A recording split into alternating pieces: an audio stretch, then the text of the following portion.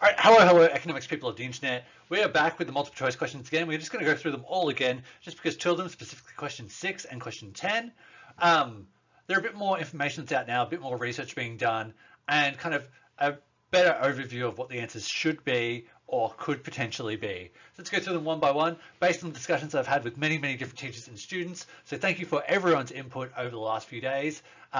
Let's go through them again.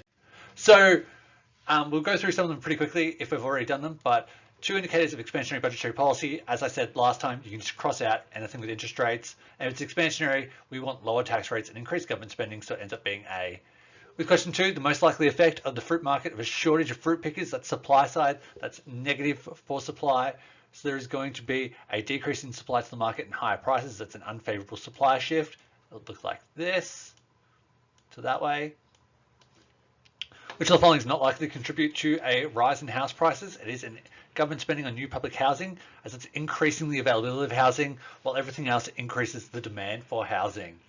So then, question 4, this was a jerk of a multiple choice question in that it required you to do some stupid math of 112 minus 110, apologies I'm doing this to the mouse, over 110, which then gave you 2 over 110, which hopefully if you're doing the math, you would have been like, okay, 2 over 110, 2 over 100 is 2%, 2 over 110 is slightly less than that, so it ends up being 1.8% or B in that case.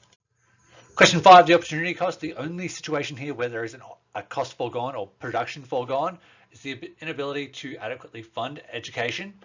Therefore, that has to be the option. The others are just negative externalities mostly that popped up, or supply side factors. Question 6, where we have a bit more discussion. Question 6, I'm more than happy to admit that I think my original answer was incorrect. I don't believe the answer is C now. So the removal of a 5% tariff on imported cars would result in a shift on. Now, in going through many different resources and many different conversations, the overarching impact is that the tariff obviously is going to be a cost of production for businesses, which is supply. The only other issue with this is that a lot of different resources also mention tariffs as being a non-price factor for demand. Although tariffs do result in a higher price for goods and services that are added on after or like as part of the sale. So the selling price stays constant and then the tariffs added on afterwards, which could technically be considered something that's going to be a demand factor. However, I think in VCAR's chances, they're going to go with the supply curve for cars to the right and a lower equilibrium price. What's interesting here too is that I feel like in the answers they should use imported cars in the options, but the only other thing, so it could potentially be D depending on what VCAR's overall interpretation is. I feel like the most likely answer is going to be B based on those reasons, but if it's D, it's a real jerk move by VCAR based on what the logical option would be, which is B. Question 7, expansionary monetary policy is most likely to be maintained if the rate of inflation is below the RBA's target rate. That's the RBA's charter goals, therefore that's the most likely to be the case there.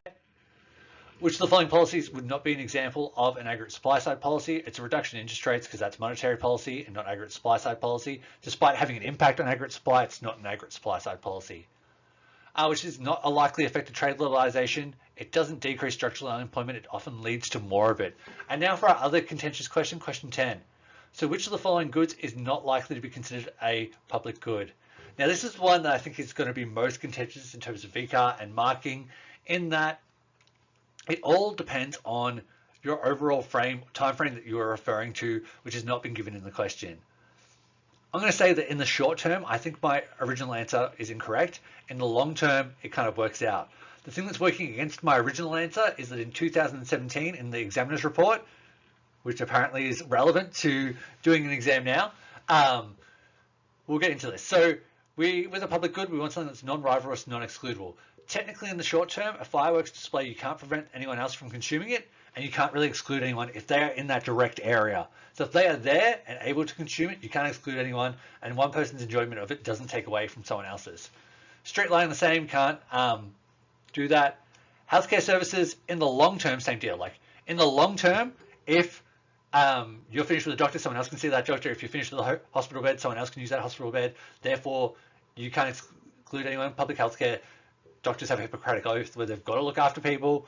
As non-rivalrous, like those things still start to exist. But in the short term, you would say it is excludable, because in the short term, if someone's seeing a doctor, that's rivalrous. You can't see that doctor in the short term. So I think healthcare services is going to be the answer for that in that situation. It may lead to arguments in marking. So it's also potential that it could be invalidated based on those arguments either way. However, in the 2017 examiner's report, VCA referred to healthcare services and education as being not a public good because they are technically excludable, in which case I feel like they should have very specifically mentioned public-private healthcare. But the fireworks display ends up being a public good. Healthcare services ends up being your better answer there, I believe. But we'll find out in the future. Then, what's not a role of the RBA? They don't adjust tax rates. There's a lot of question answer being A. With this math, it ended up being 12 over 20, which is 60%. Then we've got a reduction in the cash rate is going to lead to a decrease in the value of the Australian dollar and a higher inflation rate, as it's going to stimulate aggregate demand and take investments out of Australia.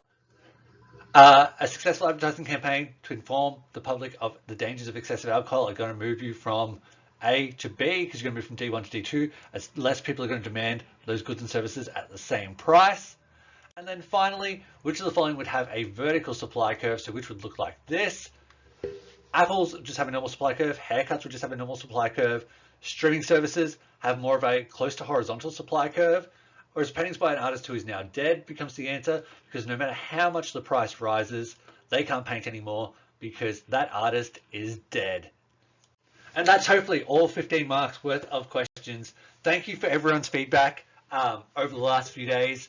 Obviously, I did it very, very quickly. I had a little bit of tunnel vision in some of my answers, and giving a little bit of time, I was able to think about it more logically in terms of what VCA would expect, and therefore this is what I think are the best answers overall. The other video still continues to exist, so if you want to pick on me for those answers, go for it. It's going to be there. It's always going to be there.